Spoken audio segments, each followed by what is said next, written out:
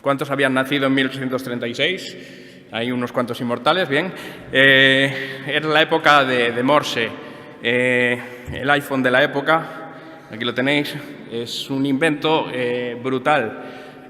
Cambia la concepción del mundo. En vez de tardar 17 días, 2 meses en transmitir información por carta, la información llegaba de manera instantánea a través de cables que llevaban impulsos eléctricos. El problema, o uno de los problemas que se enfrentaron estos ingenieros es la codificación de caracteres. Cómo transmitir en algo no exactamente digital, son rayas, puntos, algunos los conocéis, pero tenían que codificar los caracteres. Lo que se les ocurrió es, diseñaron el código Morse, algo que seguro que os suena. Por ejemplo, el tono de los Nokia, de esos telefonitos, cuando venía un SMS, no deja de ser SMS en formato Morse. Este código tiene unas características técnicas muy interesantes. Está comprimido y pensado para que la transmisión de las palabras se hiciera en el menor tiempo posible, y utilizaron una codificación basada en la frecuencia de las letras en inglés, de tal manera que, bueno, aquí no se ve mucho, pero la E es un punto. ¿Por qué? Porque la E es la letra que con más frecuencia se usa en el lenguaje inglés. Y así sucesivamente hasta llegar a caracteres más extraños que no se utilizaban tanto, que ocupan pues 3 o 4 e incluso 5 símbolos. Seguimos avanzando en el tiempo, eso no fue el final de la historia del telégrafo. 1874, Baudot ve que el límite, o sea, al final ahí el dinero era el tiempo en el que la línea, un cable, estaba ocupado. ¿Cuál era el cuello de botella? El cuello de botella resultó ser los operadores de telégrafo, que eran los que limitaban la transmisión. Baudot se le ocurrió un dispositivo en el que facilitaba mucho al operador el poder escribir con ritmo, de manera mucho más rítmica. Eran capaces de tener unas tasas de transmisión mucho mayores. Es un teclado de 5 teclas, se escribiría algo así como... y tiene su propio código asociado. En este caso son fijo a 5 bits, podríamos llamarle. 5 bits nos da 32 símbolos, suficientes, ¿no?, para codificar otra vez el alfabeto. Aquí ya no es necesario que la A ocupe 1 y optimizar en función de frecuencias, sino que simplemente lo que hemos optimizado es cómo el operador va tecleando los códigos. Una de las grandes novedades de este código es que hay un código para borrar. Es un código de control. Aquí se ve, es el asterisco, el código de borrado, va a permitir al operador corregir el último símbolo enviado. 1870, Avanzamos un poco más, 1900, Murray, descubren que realmente los mensajes se pueden almacenar. Se pueden almacenar y ¿por qué no?, escribir con máquina de escribir. Así que adaptan la máquina de escribir, utilizan una cinta para poder almacenar los mensajes. Se desacopla totalmente la escritura de la transmisión y la lectura de la transmisión. Ahora las líneas ya van a tope, todo lo que aguantan. En el código asociado vemos cómo es también, en este caso, 5 bits. Está escrito en una cinta, ahí podríamos ver cómo aparecen las letras con sus bits. Aparecen más códigos de control, ahora ya son máquinas las que están hablando, en cierto modo. Aparece el código null, que es no hay puntos, código CR, el LF, relacionados con las líneas, cómo tiene que correr el carro de la máquina de escribir. bueno, si os fijáis, si sois observadores, veis que son 5 agujeros y uno en el medio. Esa pequeña hilera de puntos es simplemente para que enganche la cinta transportadora. Y como curiosidad, si veis en este trozo de cinta, al final aparece una serie de caracteres todo unos. Pues esta costumbre de final de mensaje la adquirieron los operadores porque era muy fácil cortar la cinta. Ponían unos cuantos puntitos y la cinta ya se podía cortar y almacenar. 1963. Seguimos avanzando. Aquí a lo mejor alguno ya sí que había nacido. ASCII. ASCII es un estándar. ASCII es un intento por unificar. Por supuesto, yo aquí os estoy simplificando la historia. La historia es muchísimo más complicada. Cuando la cuentas a posteriori, pues todo parece lineal y muy claro. Pero realmente, llegados a este punto, había codificaciones de todo tipo. Lo que intenta el comité que desarrolla ASCII es hacer un estándar. Había 15 formas de hacer las cosas. ASCII hizo la suya y ya había 16 formas de hacer las cosas. ¿Qué es ASCII? Pues ASCII es un código ya electrónico, digital. Está pensado para máquinas de este tipo. Una teleimpresora, telewriter, que a lo mejor lo conocéis por sus siglas, TTY, que a lo mejor en vuestros ordenadores tan modernos todavía aparece por ahí. Esta máquina en concreto, de una subsidiaria de AT&T, democratizó el uso de los teletipos que estaban en cualquier oficina que se preciara, no solo, como hemos visto en las películas, en oficinas de periódicos, sino que las empresas tenían sus líneas de telex que comunicaban las sedes para enviarse sus correos electrónicos, sus mensajes. El código ASCII es de 7 bits. 7 bits que no caben 7 bits. Tenemos espacio para todo. De hecho, vamos a poner mayúsculas y minúsculas. Fijaos que hasta ahora, en los 5 bits, solo teníamos un símbolo para A. Ahora tenemos dos, A mayúscula, A minúscula. Más códigos de control hasta llegar a 128 símbolos distintos. Fijaos que estamos aquí todavía en una época en la que el rendimiento de las máquinas no era muy potente y se tomaron decisiones de optimización. Pues una curiosidad, la diferencia entre la mayúscula y la minúscula es un solo bit, para que fuera más sencillo comparar y hacer comparaciones. Avanzamos un poquito más. 1981. Llega el PC. El PC, este sí que algunos lo recordamos. En este caso, los ordenadores ya trabajaban con 8 bits y se vio la oportunidad de poder tener ese espacio nuevo de símbolos para introducir pues, algunos caracteres que podían ser muy prácticos.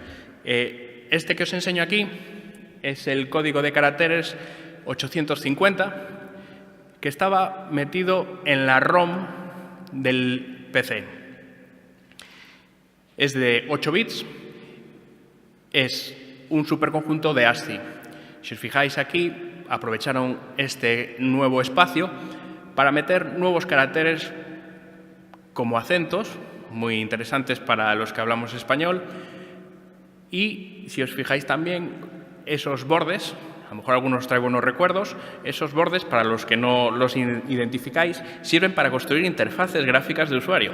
Son los esquinas, esquina simple, esquina doble, que pueden hacer unas aplicaciones agradables de usar para todos. Todavía no hay ratón, ¿eh? Este es un ejemplo de lo que se llaman códigos de página. El ASCII podemos decir que era un estándar muy extendido, pero con el resto, con la extensión nueva que aparecían, pues cada fabricante, cada país hizo su propio código de página. Hay un montón de códigos de página. Este es el 850, que es el que estuvo más difundido en Europa. En Estados Unidos tenían el 437, en países con otro tipo de alfabeto tenían los suyos propios. Las impresoras también conocían el concepto de código de página, entonces tú enviabas a una impresora tus símbolos de 8 bits, pero tenías que cambiar o bien por software o bien con un jumper, con un botoncito o con un cortocircuito que ponías, cambiabas el código de página para que te imprimiera correctamente. 1988.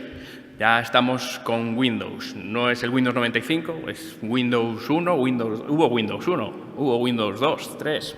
Después ya pasaron al 95. Sabéis lo de saltarse números de versiones no es un invento de Apple con el iPhone. Esto ya viene de lejos. Los aparatos que teníamos eran cosas como estas. Ya teníamos ratón, ya teníamos interfaces gráficas de verdad. Ya no nos hacían falta esos simbólicos para hacer las interfaces. De esta época es este código que vemos aquí. Es el Windows 1252. Tenemos ASCII como base. Nos hemos deshecho de las marcas para las interfaces y tenemos más acentos, más símbolos que permiten, pues, con un solo código cubrir más alfabetos, prácticamente toda Europa occidental, con algunas excepciones. Tenemos el símbolo del dólar, tenemos el símbolo del euro, que llegó a Windows a través de una actualización de un Service Pack, cambiando un código. Y tengo que decir que este código fue el que dominaba Internet al principio. Algunos lo conoceréis también por las siglas ISO 88591, que es un subconjunto. Realmente el Windows 1252 tiene más caracteres. La diferencia es, por ejemplo, en las comillas tipográficas. No es que sea broma, es que son las comillas tipográficas. Y, de hecho, cuando un navegador cuando una página le dice al navegador que usa ISO 88591, el navegador dice, vale, Windows 1252. No sé si lo sabíais. Y fue el rey durante un tiempo. En Windows, en el entorno Microsoft, también en algunos editores se conoce como ANSI. Avanzamos un poquito, 1991, y nace Unicode. Unicode es un consorcio formado por empresas como Apple o Microsoft, que ya ve en aquel momento que lo de los códigos de página no era sostenible. Si cada vez que tenías que iniciar una transmisión tenías que especificar el código de página y en un código de página no podías mezclar idiomas, bueno, no hacía falta ser muy listo para ver que eso estaba dando muchos problemas y que era un límite para crecer. El Unicode Consortium, que tiene ya historia, más de 25 años, su principal aportación fue cómo separa el concepto del carácter byte, el que iba por el cable, del concepto de carácter abstracto, carácter, vamos a decir, platónico, la A, la B, la ñ. El concepto le llamó code point, punto de código, y una parte grande del trabajo de este consorcio es identificar, catalogar, enumerar todos los caracteres del mundo. De tal manera que la A es una A mayúscula. En este caso, que os pongo en pantalla, la elipsis, o sea, los 3 puntos, pues serían 3 puntos que forman una elipsis horizontal, pero no se limita a esto. Están codificados todos los caracteres de todos los idiomas que se utilizan ahora en el mundo, idiomas muertos que solo están en piedra y propuestas de meter idiomas inventados como Klingon. Todo cabe en Unicode. Esta separación del carácter y de la codificación trajo un montón de posibilidades. Los emojis realmente están desde la primera versión. Las caritas felices, si os fijasteis, ya estaban en el código del PC. En Japón eran de uso muy habitual. Pues aquí, con estos teléfonos que teníamos, teníamos que expresar emociones, Unicode dio respuesta a esa necesidad y empezó a meter iconos, emojis, a definir los emojis dentro del estándar. Fijaos cómo, en este caso, la serpiente, lo que define Unicode es el concepto de serpiente, pero la realización de la serpiente, el dibujo, ya depende de cada implementación. Pero la cosa no ha parado aquí, no se ha terminado todo. En 2015, el Unicode Consortium decidió implementar los fototipos. Los fototipos consiste en una forma de caracterizar el color de la piel humana y lo metieron en el estándar, en los catálogos de CodePoint. Se trata de un modificador que permite hacer cosas como, bueno, el WhatsApp sabéis que está implementado esto. Al icono de la cara se le puede añadir el modificador del fototipo. Esto es Unicode, esto es una decisión técnica de un consorcio muy técnico que está ya en nuestras pantallas y que estamos utilizando día a día, pues sale de aquí. He dicho que Unicode nos da una representación abstracta, pero ¿cómo transmitimos esos caracteres por la red, por el cable? Al final siempre hay que transmitir bytes, ceros y unos, 8 bits. Esto es lo que se transmite, lo que se guarda en los discos duros. Como os digo, la historia parece lineal, pero realmente al principio se utilizaron bastantes codificaciones, UTF-16 siendo la más popular al principio, que tenían problemas porque realmente lo que habían hecho es duplicar, pues en vez de 1 byte vamos a utilizar 2 bytes. Hay que esperar un poquito de tiempo para que UTF-8, que es un formato de codificación, se desarrolle, se cree y forme parte y pase a ser la codificación de referencia. UTF-8 fue desarrollado por gente que a lo mejor os suena, Thomson y Pike, que ahora están haciendo cosas como el lenguaje Go, y tienen una definición muy ingeniosa de decodificación, que si me permitís os voy a explicar muy brevemente. UTF-8 es una codificación variable, puede codificar, cubre todo el estándar Unicode, cualquier CodePoint Unicode se puede codificar con UTF-8 y puede ser de 1, 2, 3 o 4 bytes. Con 1 byte se codifica directamente ASCII, es decir, fijaos cómo estamos enganchando con toda la historia que tenemos hacia atrás. Con 2 bytes ya podemos representar pues, casi todos los lenguajes. Reservamos los 3 y los 4 bytes para símbolos, lenguajes no tan usados. Otra de las características que tiene, si os fijáis, si pensáis un poco desde el punto de vista de la transmisión, en el que estamos recibiendo un flujo de bytes, está muy claro, si coges la transmisión a medias, en qué momento estamos. Si se trata de un carácter único, si se trata del comienzo de 1, 2 o 3, o si se trata de un carácter en el medio del que tendré que esperar hasta que empiece de nuevo la secuencia. Bueno, y ahora empieza la charla. Python y Unicode. Vamos rapidito. Después de esta introducción, yo creo que van a quedar mucho más claros estos conceptos, que podríamos haber empezado por aquí, pero fijaos que esta historia nos va a permitir ir directamente al grano. Primero, ¿encode o decode? Muy fácil. Los bytes están codificados, son de bajo nivel. Entonces, si quiero convertir bytes en cosas de humanos, lo que hago es decodificar. Si al revés tengo mis cadenas Unicode y las quiero meter por el cable, las tengo que codificar. Ya no se os va a olvidar nunca. ¿Qué pasa con ASCII? Si lo que me está llegando es un flujo de bytes en ASCII, me da igual. Aunque me equivoque de codificación para decodificar, todo va a funcionar como esperaba. Aquí veis, me llega el 42 y es una B mayúscula. ¿Qué pasa si me viene Windows 1252? Pues que si acierto, no hay ningún problema. Aquí tenéis mi ñ. Pero si digo que es ASCII, ASCII son solo 128. El error, hay que leer las excepciones.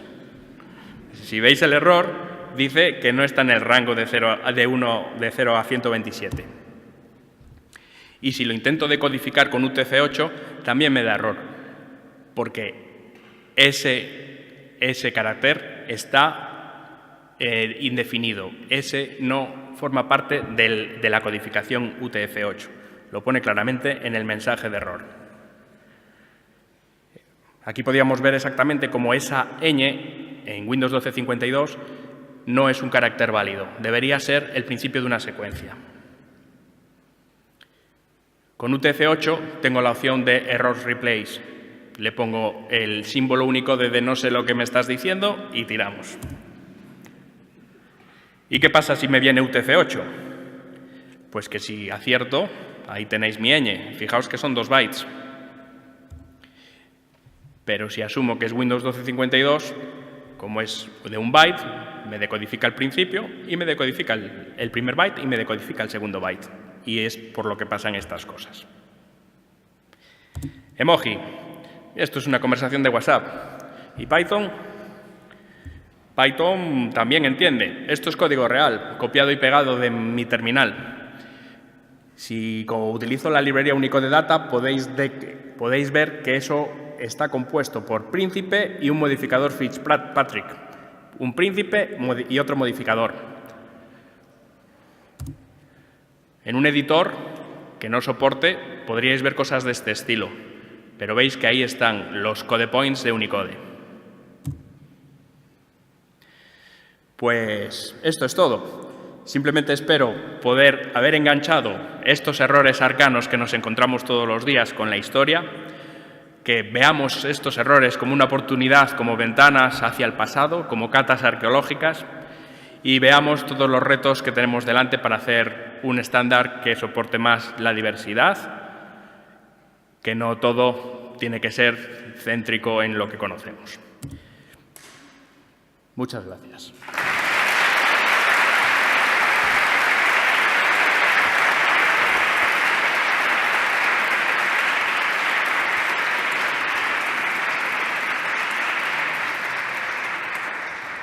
Muchas gracias. Creo que hay 1 minuto, entonces quizás mejor hacer preguntas fuera si tenéis, mientras preparamos al siguiente ponente.